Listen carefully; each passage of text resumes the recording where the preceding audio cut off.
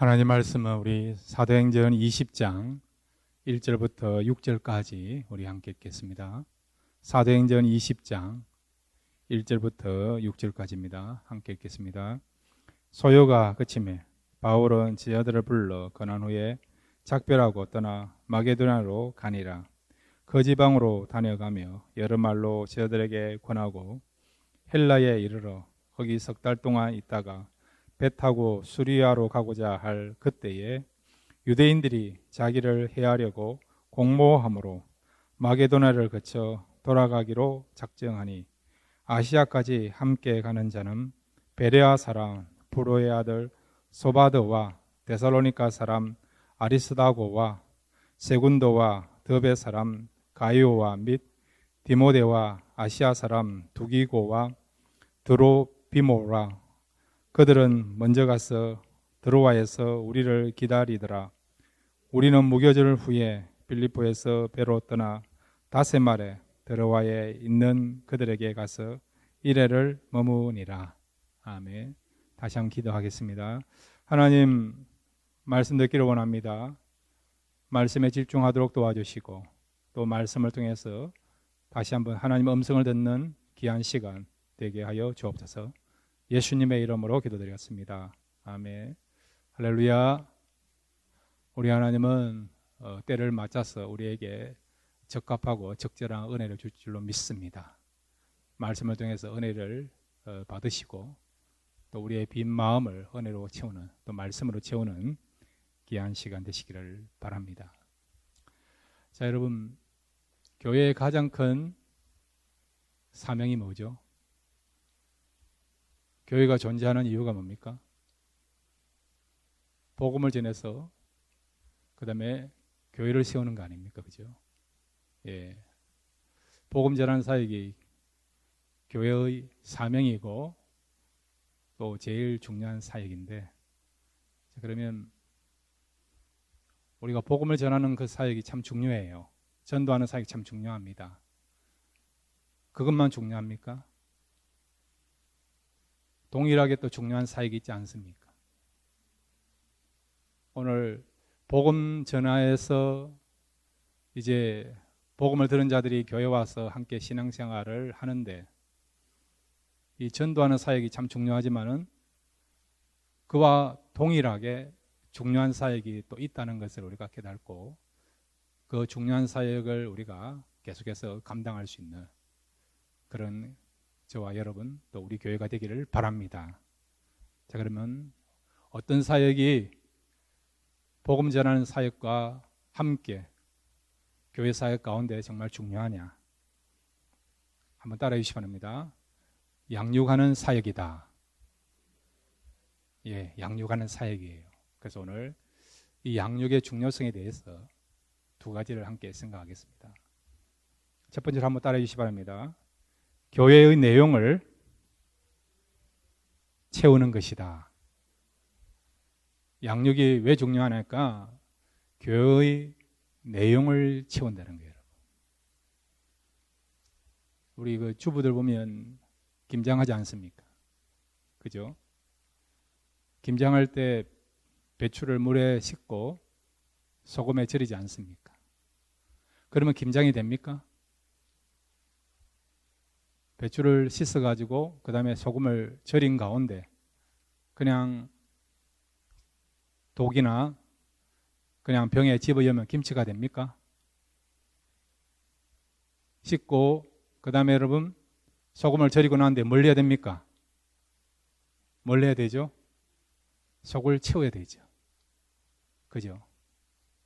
자, 그러면 씻고 그 다음에 절이고 하는 거하고 그 다음에 속을 채우는 거하고 어느 게 더 중요합니까? 어느 게 중요합니까? 절이는 게 중요합니까? 아니면 속을 채우는 게 중요합니까? 다 중요합니다. 다 중요해요. 우리가 아이를 출산하지 않습니까? 출산하는 것과 양육하는 것 어느 것이 더 중요합니까? 어느 것이 더 힘듭니까? 둘 다 힘들어요. 그리고 둘 다 중요합니다. 우리가 영혼을 구원하기 위하여 복음 전하는 거 중요하죠. 동일하게 중요한 게 뭐라고요? 그 사람이 이제 교회 왔다면 어떻게 해야 됩니까? 양육해야 된다는 거예요. 그러니까 복음을 전하는 것과 동일하게 중요한 것이 양육이라는 겁니다. 이 양육은 교회에 있어서 내용을 채우는 겁니다. 여러분. 복음을 전해서 전도하는 것이 뼈대를 구성하는 기초 작업하는 일이라고 한다면 이제 그 기초 작업이 된 교회 안에 내용을 채우는 것이 뭡니까? 양육이라는 거예요. 양육이라고. 그러니까 여러분 교회 사역은 크게 두 가지로 말하면 복음 전하는 사역과 그 다음에 양육하는 사역, 이 두 가지를 할 수 있습니다. 이 두 가지가 균형이 잡혀야 되는 겁니다. 다리가 지금 우리가 두 다리 아닙니까? 두 다리가 건강할 때에 균형이 잡히는 것처럼 교회는 마찬가지예요. 전도해야 돼요. 그리고 전도해서 교회에 나온 사람을 어떻게 해요? 양육시켜야 되는 거예요. 이것이 같이 가야 되고요. 균형 맞춰서 함께 사역을 해야 된다는 것입니다. 자, 오늘 성경 여러분 사도행전 20장 1절과 2절을 우리 함께 읽겠습니다. 시작. 소요가 그침에 바울은 제자들을 불러 권한 후에 작별하고 떠나 마게도냐로 가니라. 그 지방으로 다녀가며 여러 말로 제자들에게 권하고 헬라에 이르러. 19장까지 내용은 뭡니까? 사도 바울이 3차 전도 여행을 하는데 에베소에서 오랫동안 머물렀어요. 석 달 동안 해당에서 말씀을 전했고 말씀을 들은 사람들 가운데 신실한 사람들 따로 모아서 두란노 소원이라는 곳에서 요즘 말하면 도수관에 해당되는 것이 두란노 소원입니다. 그곳에서 2년 동안 밤낮으로 말씀을 가르쳤어요. 그랬더니 그 말씀 훈련받은 사람들이 아시아로 나감으로 말미암아 그들이 가는 곳마다 복음의 역사가 일어났습니다. 그래서 이 아시아에 살고 있는 많은 사람들이 복음을 듣고 예수를 믿는 복음의 진보가 나타나고 하나님 나라가 확장돼 가고 교회가 더욱더 굳건하게 서가는 그런 역사가 일어났지요. 자, 그러고 난 뒤에 이 에베소 사역에서 이제 사도 바울이 이제 마무리하고 난 뒤에 이제 이 에베소를 떠나기 전에 제자들을 불러 모아서 권하는 내용을 오늘 발견할 수 있습니다. 작별을 하지만은 작별만 한 것이 아니고요. 어떻게 해요? 그 제자들을 불러서 권하는 그런 사역을 하고 있는 것을 보고 있습니다. 제자들을 불러 권한 후에 이 권한다는 말은 여러분 헬라 말로 파라칼레오라는 단어예요. 파라칼레오. 어디서 여러분 좀 들어본 단어 아닙니까? 파라칼레오. 이 말은 권한다, 그 다음에 가르친다. 그런 뜻을 갖고 있어요, 여러분. 자, 여러분, 우리가 보혜사를 뭐라고 합니까? 파라클레토스. 보혜사 성령을 우리가 파라클레토스라 하거든요. 이 말이 뭐냐? 바로 위로하신다. 또 가르치신다. 그런 의미를 갖고 있는 것이 파라클레토스, 보혜사 성령의 그런 의미예요. 이 파라라 말은 가까이 둔다, 곁에 둔다 그런 말이라는 거예요. 그래서 여기 권한다 이 말은 파라클레오란 말은 가까이 두고 어떻게 해요? 가르친다 그런 뜻을 갖고 있는 것이죠. 그러니까 파라클레토스 성령이란 말, 보혜사란 말은 가까이서 우리에게 위로하시고 우리에게 때로는 기쁨을 주시고 우리를 또 바르게 인도하신다. 그런 사역하신 분이 성령 하나님이라는 거예요. 그러니까 이 성령의 사역이나 그 다음에 파라칼레오 권하는 사역이나 동일하게 성령님이 하시는 사역이라는 것을 말씀하고 있는 것입니다. 자, 여기 이 권한다는 것은 가까이 두고 가르친다 그런 말이라고 말씀드렸습니다. 그러니까 지금 사도 바울이요 에베소를 떠나기 전에 함께 말씀을 들었고 훈련받았던 그 제자들을 불러 모아놓고 그냥 작별의 인사만 나눈 것이 아니고요.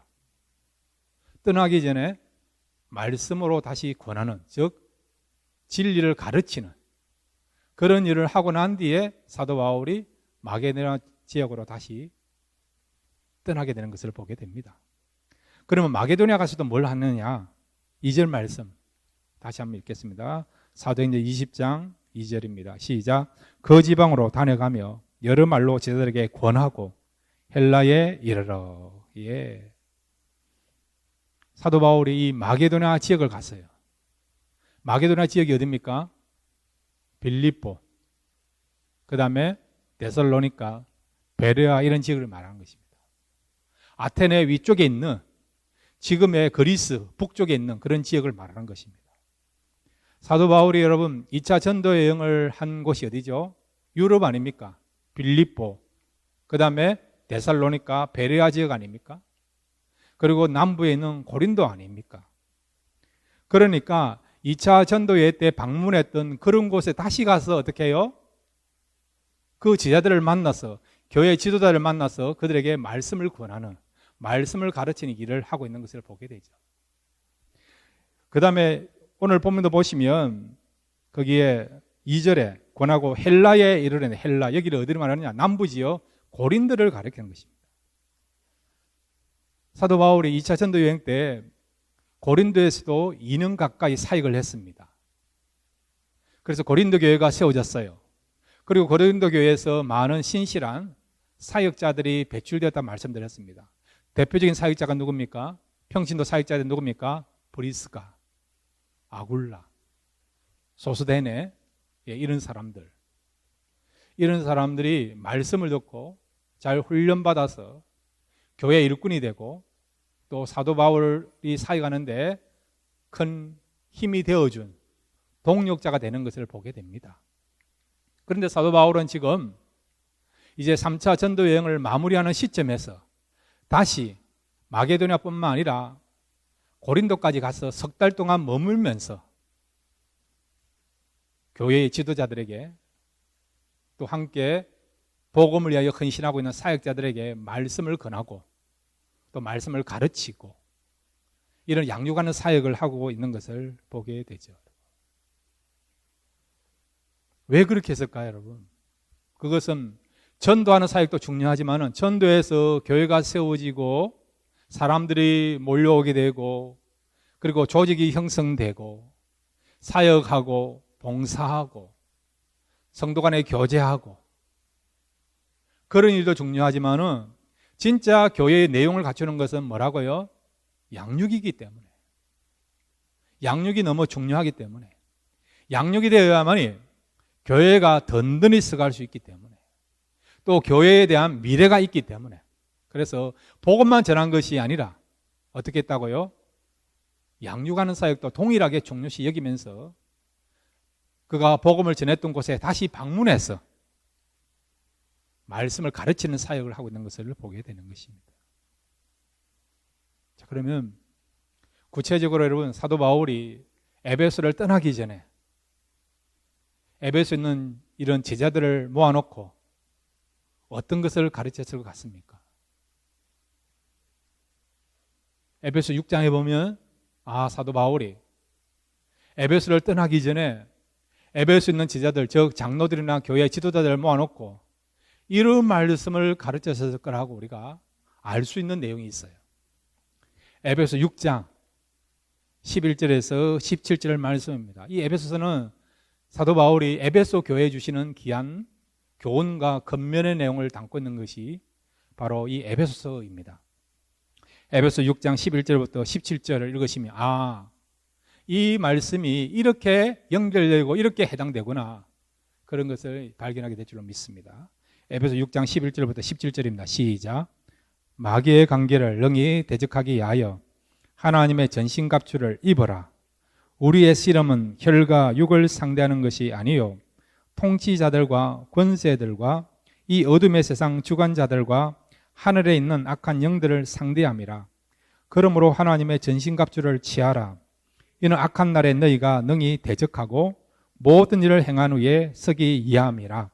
그런즉 서서 진리로 너희 허리띠를 띠고 의의 호신경을 붙이고 평안의 복음이 준비한 것으로 신을 신고 모든 것 위에 믿음의 방패를 가지고 이로써 능히 악한 자의 모든 불화살을 소멸하고 구원의 도구와 성령의 검 곧 하나님의 말씀을 가지라. 아멘. 무엇에 관한 내용입니까? 전신갑주죠. 하나님의 사람들이 입어야 될 전신갑주에 관한 것입니다. 왜 우리가 이런 전신갑주를 입어야 됩니까? 영적인 싸움에서 우리가 승리하기 위해서, 사단과 싸움에서 승리하기 위하여, 사단에 매여 있는 악한 자들과 우리가 영적인 전투를 치러야 되는데, 그 영적인 전투에서 패하지 않고 승리하기 위해서는 우리가 무엇을 입어야 된다고요? 하나님의 전신갑주를 입어야 된다는 거죠. 이 말씀을 사도 바울이 이 에베소에 있는 지도자들에게, 제자들에게 말씀을 가르치고 건면하고 있는 것입니다. 왜 그렇습니까? 에베소라는 지역이 어떤 곳이랬습니까? 그곳이 무엇이 있다고 했습니까? 아데미 신전이라고 했죠. 아데미 신전. 그 당시 여러분 로마 제국에서 가장 큰 신전이 있는 곳이 바로 에베소입니다. 에베소. 이 신전에는 여러분 여사제들이 3,000명 이상 있는데, 말이 여사제지 사실은 창녀와 같은 그런 역할을 하는 사람들이 바로 에베소 이게 아데미 신전에 있는 여사제들이죠.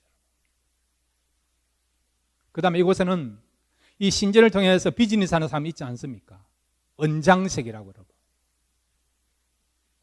여신의 모형을 만들어서 그것을 판매하는 그런 은장색, 그런 비즈니스 하는 사람이 있지 않습니까? 이런 사람들이 이 에베소가 복음화되니까 사람들이 신전에 찾아오지 않고 자기들이 만든 그런 모형, 그런 장신구들, 이런 불상들을 더 이상 사지 아니하니까 결국 어떻게 합니까? 사도 바울을 잡아들이려고 하고 또 사도 바울에 며 있는 사람들을, 동력자들을 붙잡아가고 교회를 힘들게 하는 그런 일이 있었죠, 여러분. 지난 시간에 살펴본 것이 우리가 이 에베소에 일어난 소동 아닙니까? 여러분.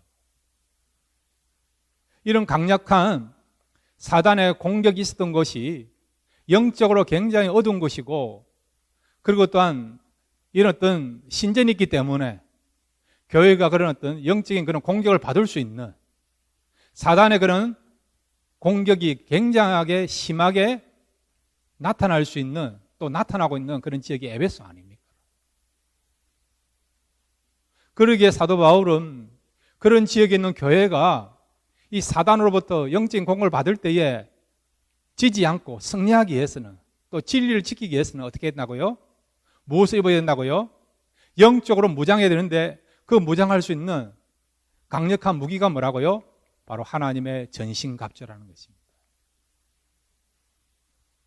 그래서 이 하나님의 전신갑주에 해당되는 내용들이 어떤 게 있습니까?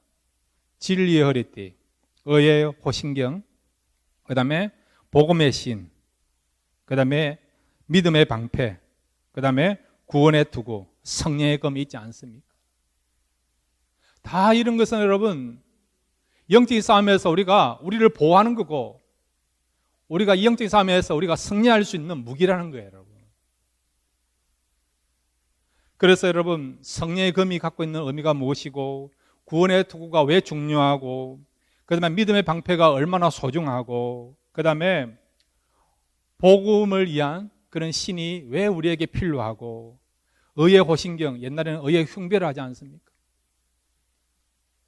하나님의 백성들이 어렵게 됐다는 것이 얼마나 중요한가, 그것을 또 가르치지 않습니까? 진리의 허리띠가 또 얼마나 소중한 걸 가르치지 않습니까?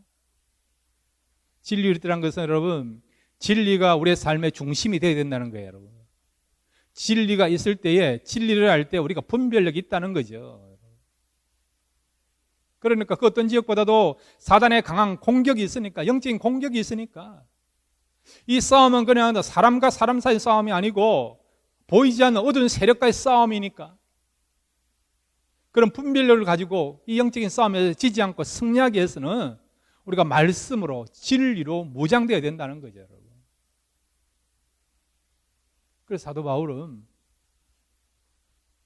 교회가 더욱더 말씀으로 무장되고 양육되기 위해서는, 또 영적인 싸움에 승리하기 위해서는 가르칠 필요성을 느끼고 그가 떠나기 전에 이렇게 에베소에 있는 지자들을 불러 모아서 권하는, 즉 말씀을 차분하게 체계적으로 가르치는 그 사역을 마무리하고 떠나는 것을 보게 되죠. 마게도니아 지역에 가서도 마찬가지예요. 처음에 사도 바울이 마게도니아 지역에 왔을 때는 데살로니가 같은 경우는 딱 3주만 머물렀어요. 3주만. 복음을 전해서 복음을 들은 사람들이 이제 모여서 교회가 시작되었어요. 그리고 떠난 겁니다. 그러니까 여러분, 교회는 시작되었지만은 말씀으로 양육이 안 된 거예요. 그래서 양육이 중요하다는 것을 알고 다시 방문했어. 교회 지도자를 모아놓고 말씀을 가르치는, 양육을 하는 그 사역을 감당하고 있는 것을 보게 되죠. 고린도 교회도 마찬가지예요. 2년 동안 있었지만 다시 한번 점검해 보고요, 또 부족한 것이 없나 그것을 살펴보고 말씀을 건면하는 것입니다. 사도 바울이 이제 3차 전도 마지막 부분에 고린도에 머물렀는데 딱 석 달을 머물러, 석 달을. 그때 여러분 무엇을 쓴 줄 아십니까? 그 유명한 로마서를 쓴 것입니다. 3차 전도 여행 때 마지막에 고린도에 그가 머물면서 석 달 동안 쓴 성경이 바로 로마서죠. 로마서 내용이 여러분 얼마나 주옥 같았습니까? 어떤 신학자들은요, 신구약 성경이 다 귀하고 소중하지만은 그럼에도 반지로 비유하면 다이아몬드에 해당되는 것이 로마서라고 이야기하지 않습니까? 이 로마서를 어디서 썼다고요? 3차 전도 여행을 마무리하는 시점에서 고린도에 머물면서 쓴 것이 이 로마서 아닙니까? 그러니까 여러분, 사도 바울은 복음을 전하고 교회를 세우는 일도 열심히 하였지만은 동일하게 예수님이 그렇게 한 것처럼 양육하는 일에 대해서도 최선을 다하고 있는 것을 보게 되죠.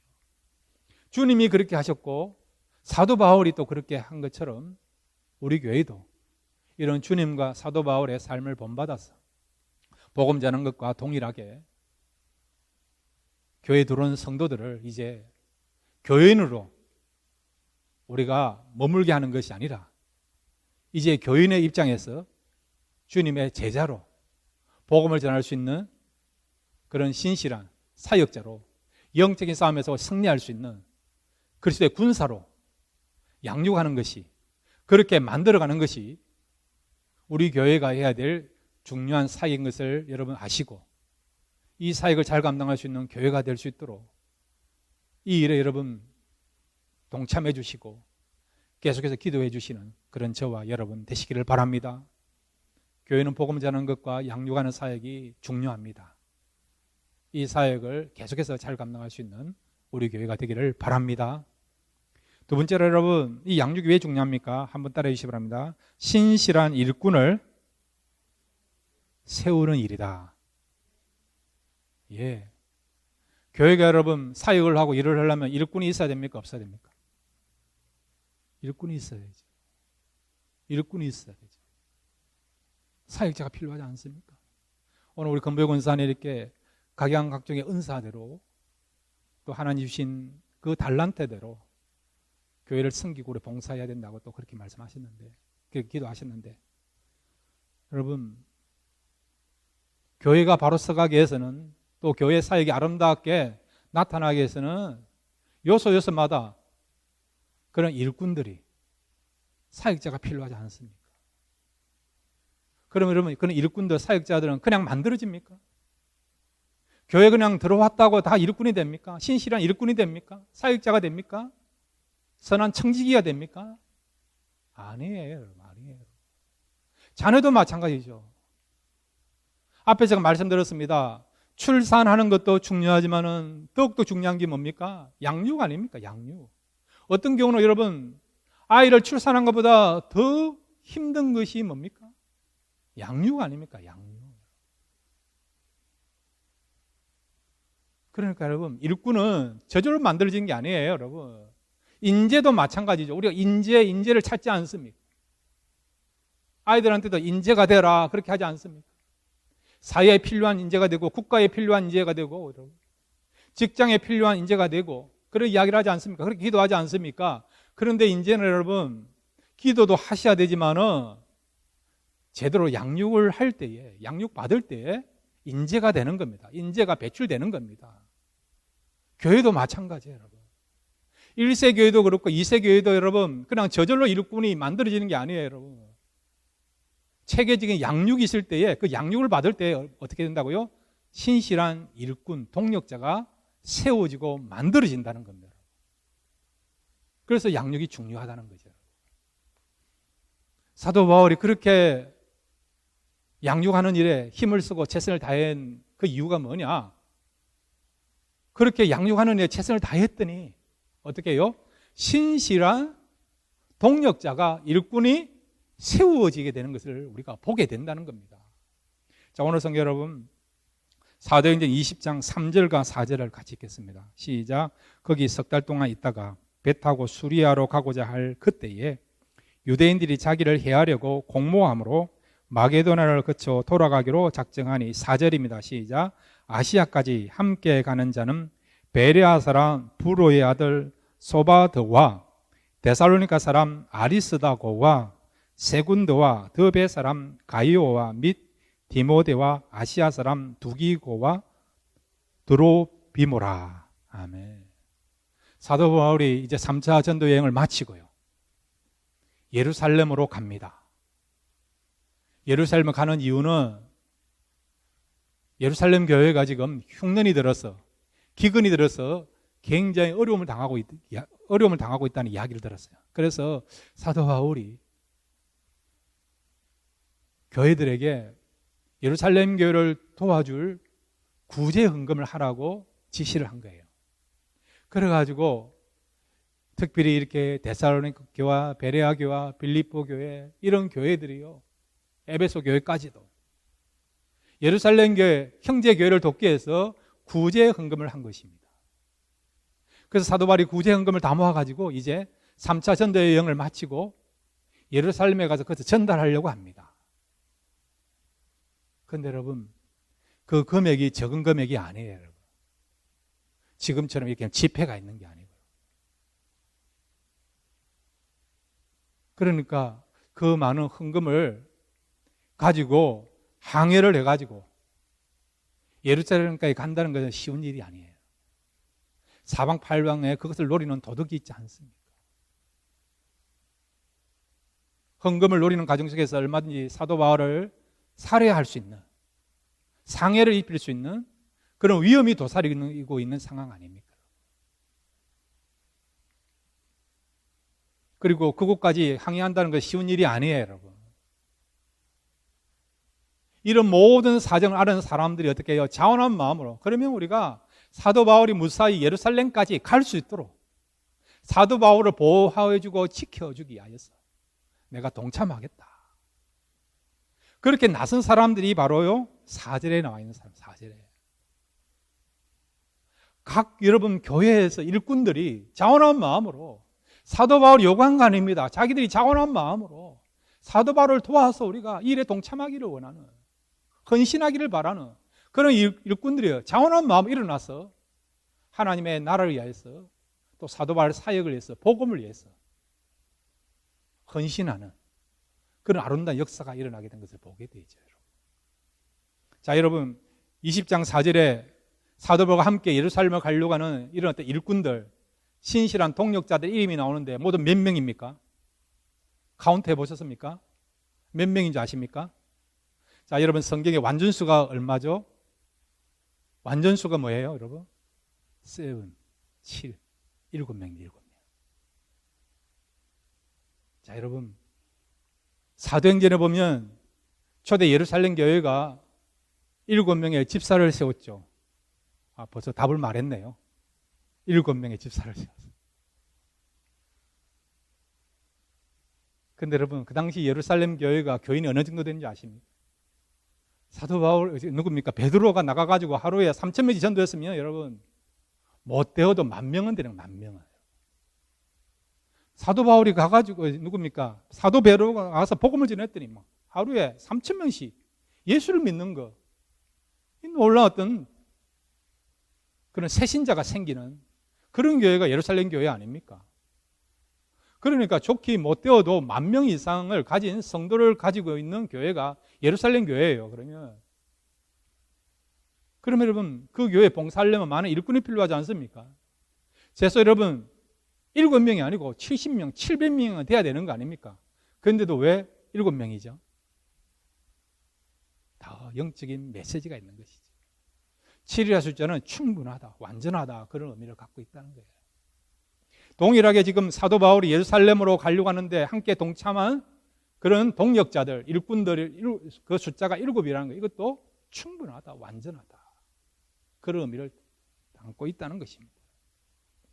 어떻게 자신이 해야 될 일이 많고, 그 다음에 여러분, 또 사도 바울 이 사역에 동참한다는 것은 시간과 에너지와 자신의 그런 물질을 내놓아야 되는 그런 상황 아닙니까, 여러분? 쉬운 일이 아니지 않습니까? 얼마든지 강도를 만날 수도 있고, 여러분, 생명을 잃을 수도 있는 위기를 만나지 않습니까? 그런 걸 모르겠습니까, 여러분? 그런데도 어떻게 이 사람들은 만사를 제껴놓고 사도 바울 이 사역에 동참하게 되었습니까?